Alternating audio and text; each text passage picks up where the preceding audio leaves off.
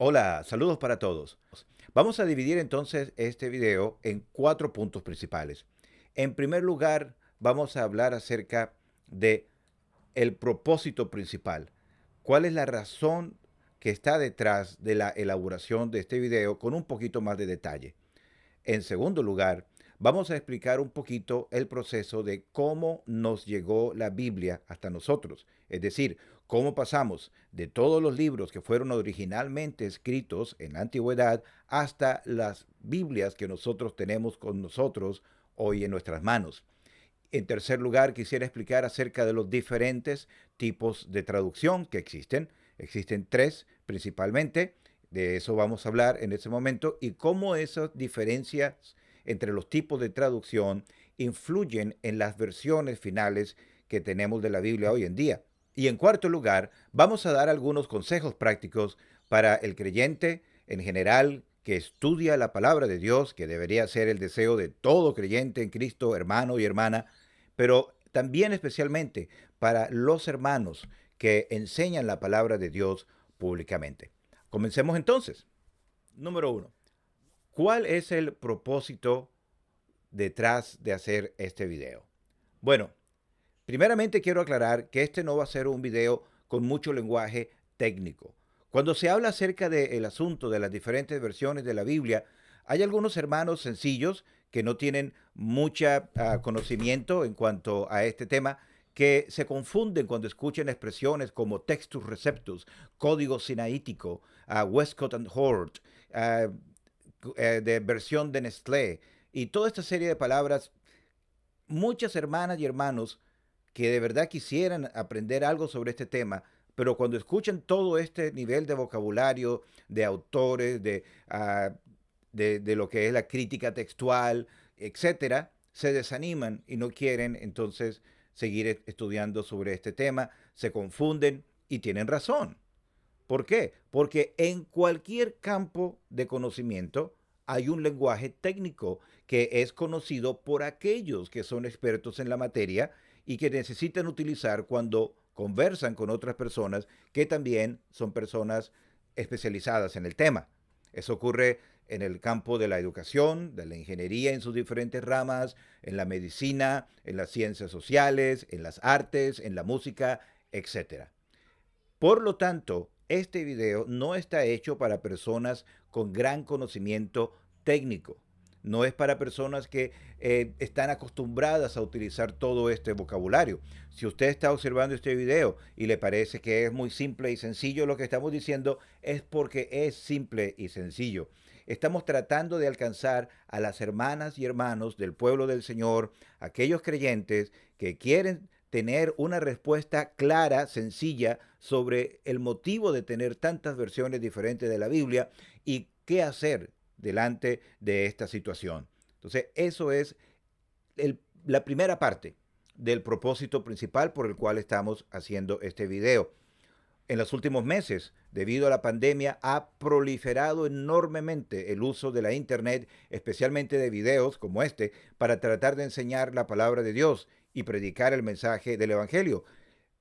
Y eso ha traído que muchísimos hermanos estén tomando parte públicamente en los videos para enseñar la palabra de Dios, lo cual está muy bien.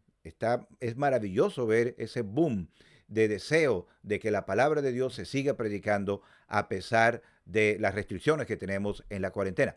Sin embargo, hemos observado que hay hermanos que cuando están haciendo una enseñanza pública por medio de un video, ya sea una sesión por Zoom o alguna otra plataforma o videos de YouTube que se ponen en el Internet, utilizan expresiones que algunas veces pueden confundir a las personas y a veces creo que los mismos hermanos que las utilizan no saben totalmente a lo que se están refiriendo.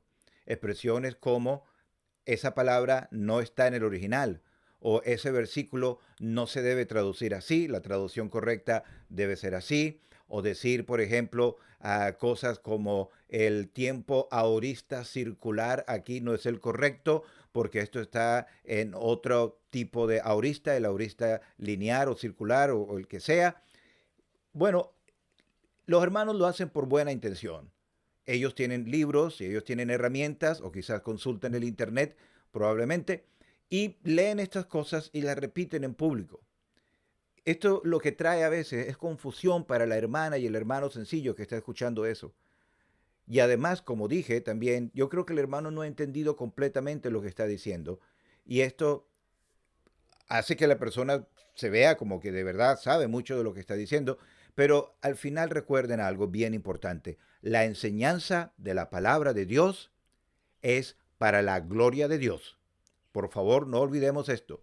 Es para la gloria de Dios y también para la edificación del pueblo de Dios. Si lo que yo digo cuando estoy enseñando la palabra de Dios no trae gloria a Dios, sino gloria para mí o por gloria para algún autor o para alguna otra persona, estamos perdiendo el objetivo. Y si encima de eso no estoy edificando, no estoy ayudando al crecimiento del pueblo de Dios, sino que más bien los confundo y los desanimo en cuanto a este tema, esto es aún peor. Además de todo eso, cuando se utilizan expresiones de este tipo, esta no es la traducción correcta, este versículo está mal traducido, este versículo no debería estar aquí porque no está en el original, o esta palabra no está correcta. ¿Qué es lo que estamos trayendo además de eso? Estamos haciendo que los creyentes y aún más los que no han creído en el Señor Jesucristo todavía vean su Biblia y digan, bueno, entonces esta no es la palabra de Dios, porque la palabra de Dios es perfecta. Si la palabra de Dios es perfecta, ¿por qué aquí están los versículos mal traducidos? ¿Por qué hay versículos que no deberían estar? ¿Y por qué hay tanta discusión en cuanto a la forma como se hizo? Entonces, al final vamos a tocar más ese tema. Pero ese era el primer punto, explicar cuál es el propósito de este video. Bueno, vamos a tratar ahora, con la ayuda del Señor, de responder la pregunta, ¿cómo llegó la Biblia hasta nosotros? Y eso nos ayudará a entender por qué hay tantas traducciones de la Biblia hoy en día. Bueno, para tratar de organizar un poco los pensamientos para esta respuesta, vamos a tratar de hablar de los siguientes puntos. Primero vamos a hablar de qué son los autógrafos. En segundo lugar, vamos a hablar de las copias de los manuscritos. En tercer lugar, vamos a hablar de familias de manuscritos. Y en cuarto lugar, vamos a hablar de textos del griego. Después voy a explicar por qué solamente del griego y no del hebreo. Ok, bueno, comencemos entonces con lo primero que hemos nombrado, los autógrafos. Cuando la palabra autógrafo se menciona, lo primero que viene a la mente, por supuesto, es la firma original del puño y letra de un autor. Si usted tiene por lo menos un libro y usted tiene la oportunidad de conocer al autor del libro directamente, usted puede ir a él y pedirle si él le quiere, en la primera página normalmente, poner la firma y una dedicatoria. Bueno, esa escritura con la firma y la dedicatoria que le coloque allí esa persona, se le dice autógrafo. Auto quiere decir de sí mismo o por sí mismo en griego, y grafía quiere decir escritura. Una escritura hecha por él mismo, por la misma persona que lo está escribiendo. Si yo agarro una hoja de papel y escribo algo allí, una carta directamente de puño y letra con un lápiz, eso se consideraría un autógrafo porque salió de mi puño y letra. Si alguien llega y lo transcribe en la computadora, después lo imprime, lo modifica, esos textos impresos ya no serían autógrafos porque sería una copia electrónica, en este caso, que se hizo del autógrafo original. Los autógrafos, en el concepto bíblico, son los manuscritos originales escritos por los autores inspirados por el Espíritu Santo. En otras palabras, cuando, por ejemplo, el apóstol Pablo escribe la carta a los filipenses, él lo hizo directamente sobre un papiro y ese fue el documento original que él envió a la iglesia en Filipo. Bueno, los autógrafos originales de la Biblia han desaparecido, no existen en ningún lado. Quizás algunos hermanos tienen la idea que cuando se habla el original o no está en el original, o el original dice así o el original dice de otra manera, se imaginan que es que en algún lugar del mundo están guardados y preservados esos autógrafos, pero la verdad es que ninguno de los autógrafos ha sobrevivido, por la sencilla razón que fueron hechos sobre materiales que no estaban hechos para durar para siempre. Después de los autógrafos, dijimos que íbamos a hablar en segundo lugar acerca de los manuscritos. Cuando hablamos de manuscritos, estamos hablando de un escrito hecho a mano, manuscrito. Y los autógrafos, que pudiéramos decir fueron los manuscritos originales que salieron del puño, de la letra, de los autores inspirados, como dijimos, desaparecieron. Pero por supuesto, muchísimas personas se encargaron de copiar esos manuscritos. Es decir, aquí tengo, por ejemplo, a uno de los manuscritos, no traten de leerlos, notas mías escritas de diferentes predicaciones que he escuchado, y imagínense que una persona diga, bueno, vamos a poner esto acá para poder copiarlo y darlo a otro. Imagínense eso ocurriendo antes de la fotocopiadora, porque hoy en día pensamos, bueno, lo mejor es ir a una máquina de copiar y allí lo tenemos, pero en aquella época eso era totalmente imposible. Había que agarrar los autógrafos, los manuscritos originales y copiarlos a mano, por eso se llaman así, manuscritos. Y eso era un trabajo lento, tedioso y que requería muchísimo cuidado y muchísima precisión de parte de la persona que lo estaba haciendo. A este punto quiero explicar algo sobre los manuscritos y recuerden lo que dijimos en la introducción. Esto no es una charla técnica hecha para personas que tienen conocimiento de crítica textual, de griego. Esto es algo que se está haciendo para hermanas y hermanos sencillos como yo, que no somos expertos en esa parte, pero que quisiéramos de todas formas ayudarles un poquito a entender algo sobre este tema. Ok. La Biblia fue escrita principalmente en hebreo, el Antiguo Testamento, y griego, el Nuevo Testamento.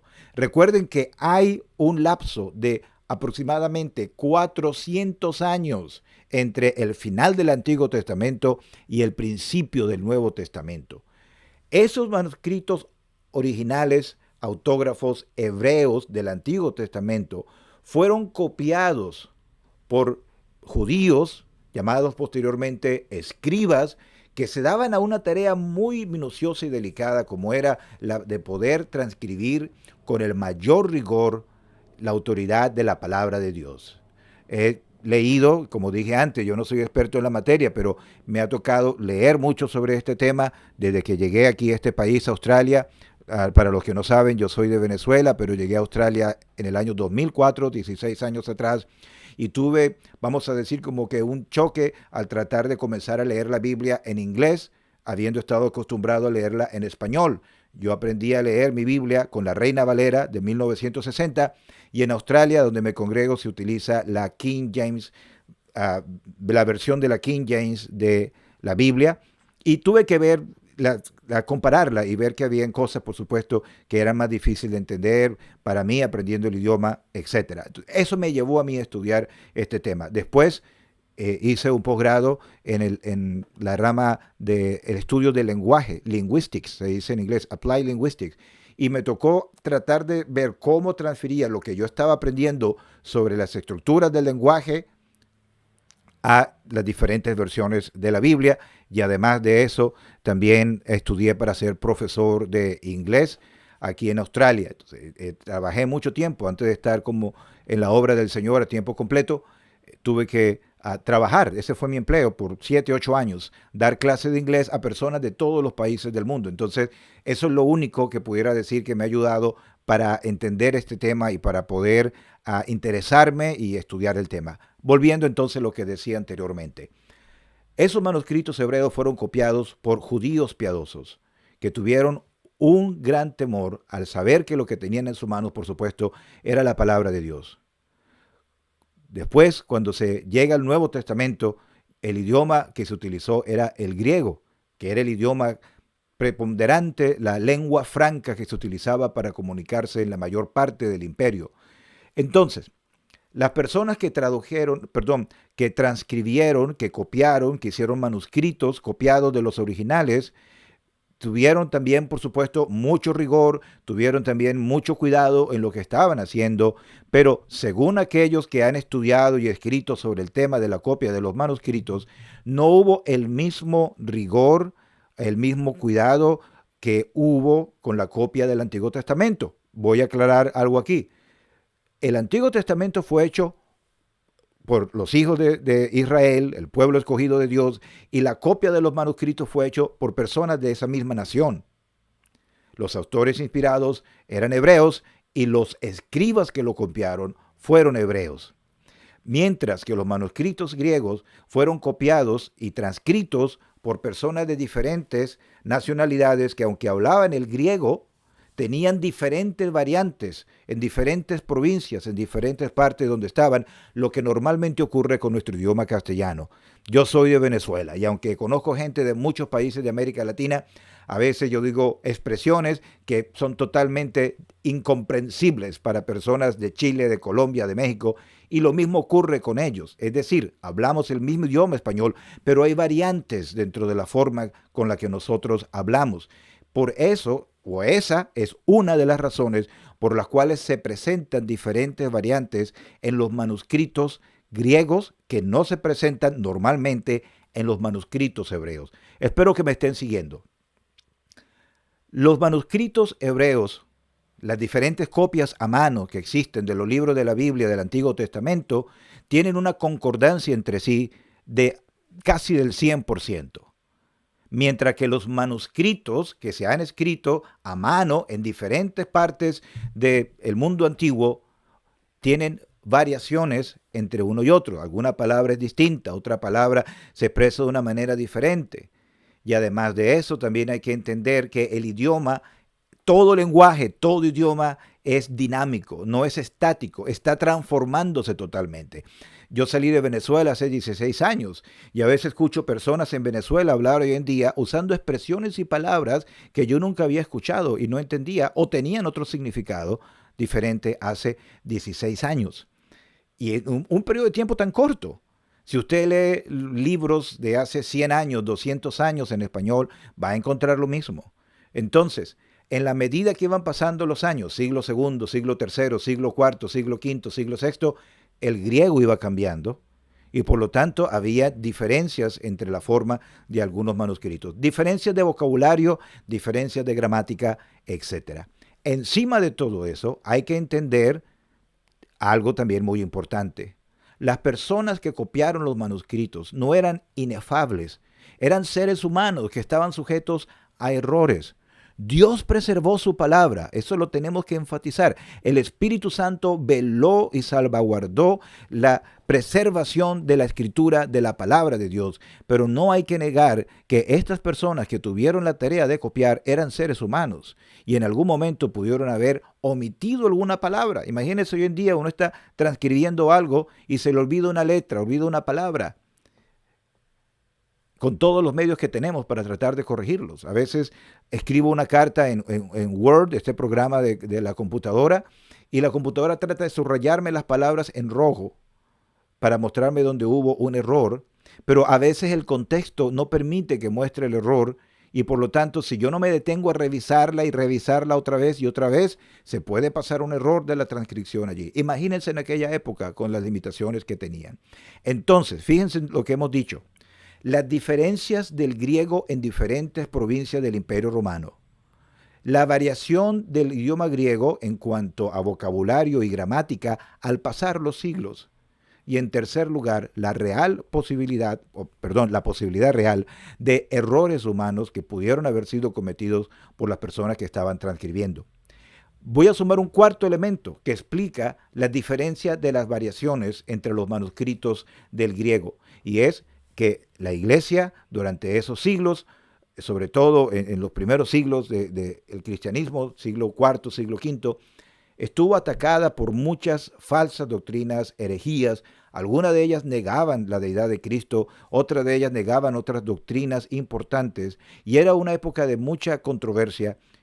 Se tuvieron que hacer muchas aclaraciones para defender y salvaguardar las doctrinas básicas de la palabra de Dios y de la persona del Señor Jesucristo especialmente.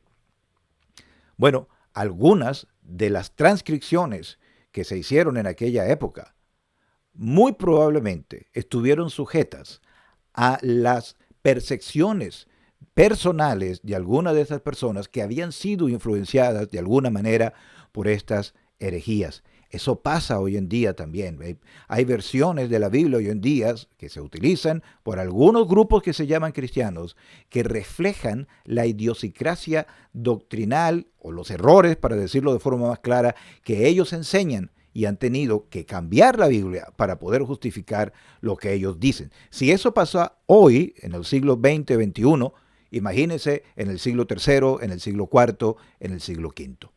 Estoy tratando de decir esto para que nos mantengamos, por favor, en el orden de lo que estoy diciendo. Los autógrafos no tenían ningún error porque salieron directamente del puño y letra de los escritores inspirados, pero no existen.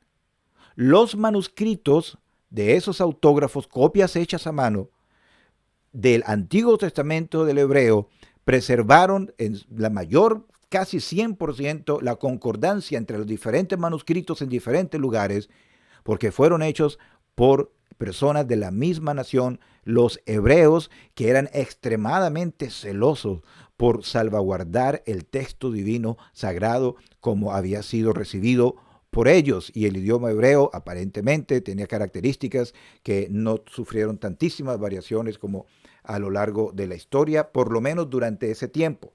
Recuerden, hubo un lapso de 400 años entre el Antiguo y el Nuevo Testamento. Y estamos diciendo entonces que entre los manuscritos del Nuevo Testamento en griego hay discrepancias que se deben a las razones que ya traté de mencionar. Las diferentes variaciones de griego entre diferentes provincias, las diferencias entre el griego a lo largo de los años y además de eso también, por supuesto, las diferencias entre las doctrinas que se introdujeron, que se presentaron fácilmente de una persona a otra, y los errores humanos. Perdón, debí mencionar ese en tercer lugar, pero ustedes creo que ya tienen la idea. La posibilidad de errores humanos de parte de seres humanos imperfectos que hicieron ese tipo de copias. Vamos a dejar eso allí, se pudiera decir mucho más. Una vez más, aquellos que son expertos en la materia, que puedan estar viendo este video, se darán cuenta que estamos haciendo una explicación lo más sencilla posible para el beneficio de aquellos que no somos expertos sobre esta materia, pero sin embargo queremos entender un poco el tema. Bien, pasamos de los manuscritos a las familias de los manuscritos, ¿ok?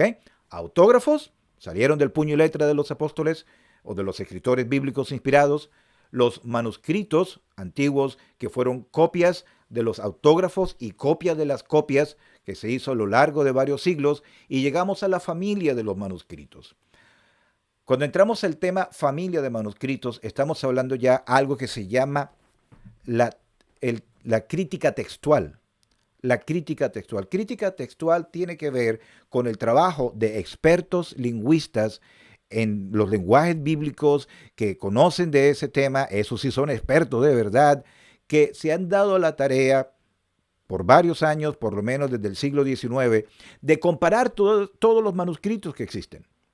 Ponerlos todos juntos y empezar a ver, bueno, vamos a ver cuáles son los manuscritos que tienen mayor coincidencia el uno con el otro y tratar de agruparlos, ponerlos en grupos juntos, y eso es lo que normalmente se llama las familias de los manuscritos. Entonces, al hablar de la familia de los manuscritos hay que tomar en cuenta que la correspondencia que tengan dentro de ellos y muchas veces también, por supuesto, la procedencia geográfica de dónde vienen esos manuscritos. Bueno, para los interesados en la materia pueden investigarlo en fuentes confiables y pueden darse cuenta que existen varias familias de manuscritos. ¿Ok?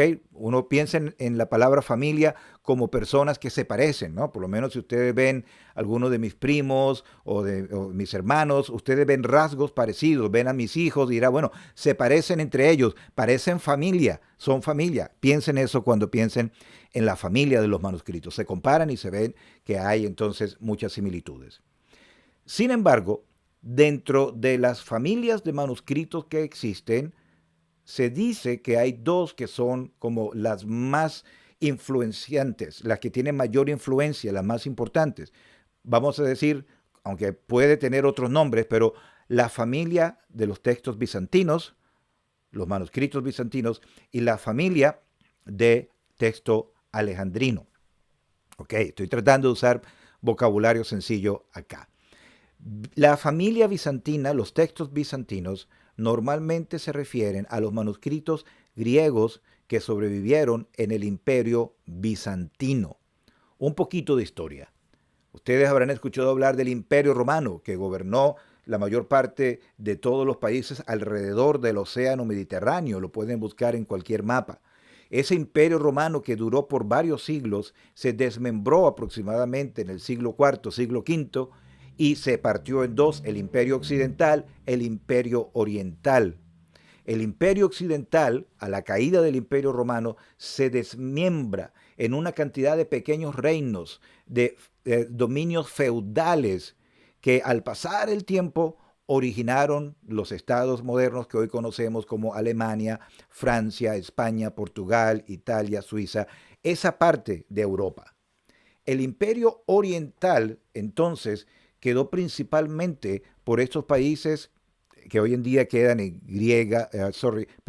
Grecia, Macedonia, Serbia, Turquía, el Medio Oriente, Israel, Siria, la parte de Egipto. Esa parte sería lo que se llamaba en principio el Imperio Bizantino, que después tuvo varias transformaciones a lo largo de los siglos. Bueno, esa familia bizantina de manuscritos se originó en esa parte, donde el lenguaje que se mantuvo durante todos estos siglos, durante la mayor parte de los siglos de la existencia de ese imperio, fue el lenguaje griego. Bueno, algo que es importante decir. Según los que conocen de la materia, hoy en día existen casi 6.000 manuscritos de la Biblia que han sido preservados hasta el día de hoy. Manuscritos del texto griego, perdón, me corrijo. Aproximadamente 6.000 manuscritos del Nuevo Testamento, completo o en parte, que han sido preservados hasta el día de hoy. Y aproximadamente, y otra vez estoy citando personas y ustedes pueden verificar esta información, aproximadamente el 90%, algunos dicen que hasta el 95% de todos los manuscritos, es decir, copias escritas a manos del Nuevo Testamento en griego, pertenecen a la familia bizantina. En la otra familia de mayor influencia, dijimos que era la familia alejandrina, junto con otras familias más que están allí, pero quizás la más representante de todas, según muchos, es la familia alejandrina. Alejandría era una ciudad en Egipto donde había una biblioteca muy famosa también allí, y hay muchos textos que vienen específicamente de esa ciudad. Bueno, según los que saben de la materia, el menor número de los manuscritos que existen al día de hoy forman parte de la familia alejandrina y de las otras familias que existen. Esta es una de las diferencias. Los manuscritos bizantinos tienen muchísimas más representaciones en manuscritos que las otras familias, sobre todo la familia alejandrina. Pero la otra diferencia es que la concordancia entre los textos bizantinos, los manuscritos bizantinos, es muchísimo más alta, quiere decir, hay menos variaciones entre uno y otro que lo que existe dentro de los textos de la familia alejandrina. Eso es algo muy importante que recordar. Otro detalle importante que es necesario decir es que la mayoría de los manuscritos de la familia bizantina son más recientes que muchos de los manuscritos de la familia alejandrina y, por supuesto, de las otras familias que son no bizantinas, por utilizar esa expresión. Ok, traten de mantener esto en mente, ¿ok? Tenemos los autógrafos originales, desaparecieron. Los manuscritos de las copias hay muchísimos, aproximadamente 6.000. No todos son exactamente igual el uno al otro. La crítica textual trata de agruparlas en diferentes familias por similitudes y por procedencia geográfica. Las dos familias más importantes, la familia bizantina, la familia alejandrina, tienen diferencias entre sí. Una de las diferencias es que la gran mayoría de los manuscritos pertenecen a la familia bizantina, la minoría a la familia alejandrina y las otras familias. La otra diferencia es que la mayoría de todos los textos bizantinos tienen un nivel de concordancia, es decir, que no hay diferencias mayores entre ellos que lo que ocurre con los textos alejandrinos y de las otras familias, donde, según los expertos, hay mucha mayor discrepancia entre ellos. Quiero decir, en cuanto a cómo se escribe una palabra, qué palabra se incluye o no se incluye, qué versículos están y qué versículos no están, etcétera. Entonces, esto es algo que hay que mantener. Pero también lo último que estaba diciendo anteriormente. La mayoría de los manuscritos bizantinos son de data más reciente, siglo XII, siglo XIII, siglo X, mientras que muchos de los manuscritos de la familia alejandrina son más antiguos, siglo III, IV, V, etc. Bueno, entonces, habiendo entendido el punto de las familias de los manuscritos, en cuarto lugar tenemos que ir ahora a lo que se llama el texto griego. Ok, imagínense una persona que vaya a hacer una traducción de la Biblia a otro idioma en el cual no exista, o que quiera hacer una traducción nueva de la Biblia en un idioma que ya tiene una traducción de la Biblia, como ha pasado muchísimas veces en español, en inglés y en otros idiomas modernos. La gran pregunta es esta: ¿qué es más fácil? ¿Mirar los 6.000 manuscritos juntos o los manuscritos de las familias juntos, aunque sean muchos o pocos, o tratar de unificar todos esos manuscritos y ponerlos juntos en un solo texto? ¿Sí me entienden lo que quiero decir? ¿Ok? Por supuesto que es mucho más fácil tener un texto. Ese texto que estamos hablando, ese texto griego, sería el producto de expertos en la materia que se darían a la tarea de comparar las familias de manuscritos y mirar dónde hay desacuerdo, donde hay alguna variación, y tratar así, por un conjunto de razones que ellos conocen, decidir cuál debería ser la lectura correcta. Aquí se incluye esta palabra, este manuscrito no incluye esa palabra. Los comparan y, sobre la base de algunos juicios que ellos tienen, deciden cuál debería ser la lectura correcta, y eso es lo que va para el texto final. Imagínense la labor de alguien tratando de armar un gran rompecabezas y quiere tratar de armar el cuadro final perfecto de ese rompecabezas. Y muchas veces agarras una pieza del rompecabezas que es muy parecida a la otra, pero hay una discrepancia. Y tiene que saber cuál es la pieza correcta que va a ir en ese espacio. Para hacerlo, tiene que tratar, por supuesto, de ver cuál es la que mejor encaja, pero en el caso de los manuscritos griegos, la cosa no es tan fácil que tratar de ver cuál encaja y cuál no encaja. Para decidir cuál es la que encaja y no encaja en el texto final que se va a presentar para la traducción, hay que utilizar una serie de variantes, que eso es algo que ya entra dentro del campo de la crítica textual. Si quieren, pueden revisar obras confiables que hablen sobre esa materia. Entonces, los textos griegos. Existen varios textos griegos. Sin embargo, los textos griegos, vamos a decir así, y una vez más, los expertos en la materia me perdonan por tratar de hacer las cosas muy sencillas, los textos griegos principalmente se pueden mencionar los dos más importantes, los dos que son la base de la mayoría de las traducciones de la Biblia, son lo que se llama en latín el Textus Receptus, que algunos de ustedes habrán escuchado nombrar, y el texto que se pudiera decir el texto de Nestlé y otros autores más. Bueno, el Textus Receptus está basado, en su mayoría, sobre los manuscritos de la familia bizantina. El texto de Nestlé se basa sobre textos y manuscritos que están más relacionados con el texto alejandrino. Entonces tenemos el texto griego de la Textus Receptus y tenemos el texto de Nestlé y otros expertos textuales más, pero Nestlé es el principal o el que más se nombra dentro de todos ellos, que al mismo tiempo derivó su texto de otros textos hechos por otros críticos textuales del siglo XIX que también se basaron en textos alejandrinos. Entonces, dos textos, ¿ok? Cuando se va a hacer una traducción de la Biblia, no hay que ir a todos los manuscritos, simplemente hay que ver, bueno, cuál texto vamos a usar. E incluso muchas veces traducciones de la Biblia tratan de seguir un texto y tratan a veces de incorporar cosas del otro texto según los criterios que ellos utilicen. De eso podemos hablar más adelante. Entonces, bueno, espero que quede claro la explicación sobre los autógrafos, los manuscritos, las familias de manuscritos y la diferencia de los textos. Para terminar esta parte, quiero explicar que la Biblia Reina Valera que nosotros hemos usado, por lo menos cuando digo nosotros, me refiero a la gran mayoría de los cristianos de habla hispana que conozco en todo el mundo, se basa sobre el Textus Receptus.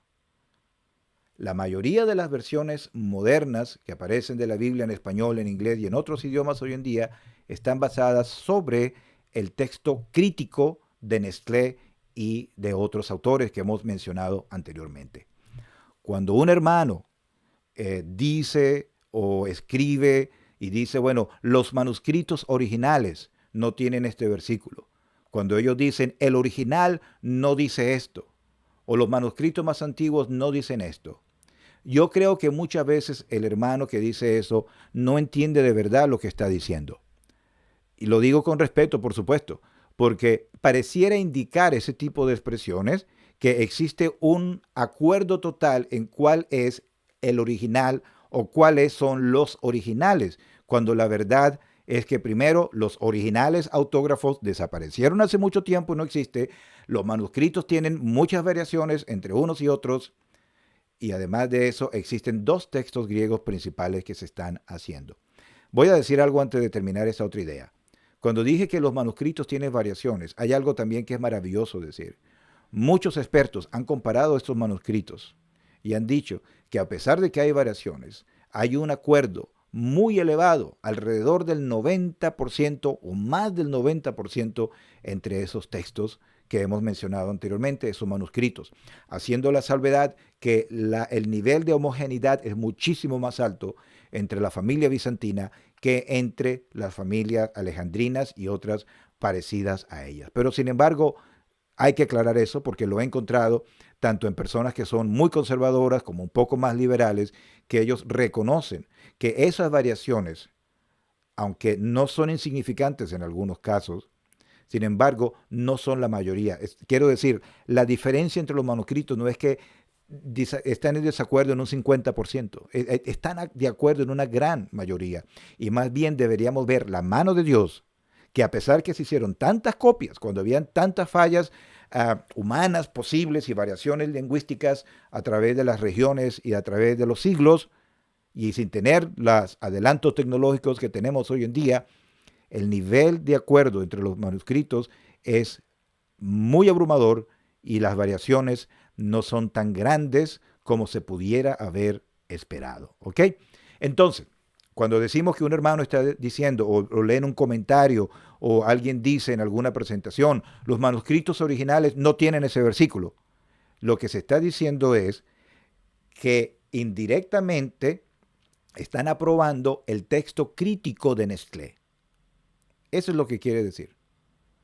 Porque si ustedes comparan, y más adelante vamos a tratar de hacer eso, comparar la Reina Valera con otras versiones de la Biblia, y van a ver que hay versículos que faltan en las versiones modernas.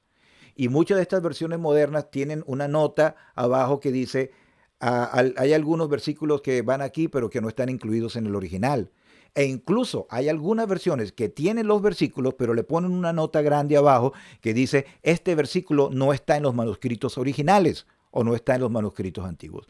Lo que quiere decir esa persona es que ellos le están dando preferencia al llamado texto crítico de Nestlé, que por cierto es el texto oficial de las Sociedades Bíblicas Unidas en el mundo para todas las traducciones que hacen hoy en día. Entonces, bueno, eso es todo lo que iba a decir en cuanto a cómo nos llegó la Biblia, desde los autógrafos hasta el texto griego y su influencia al final en las traducciones modernas.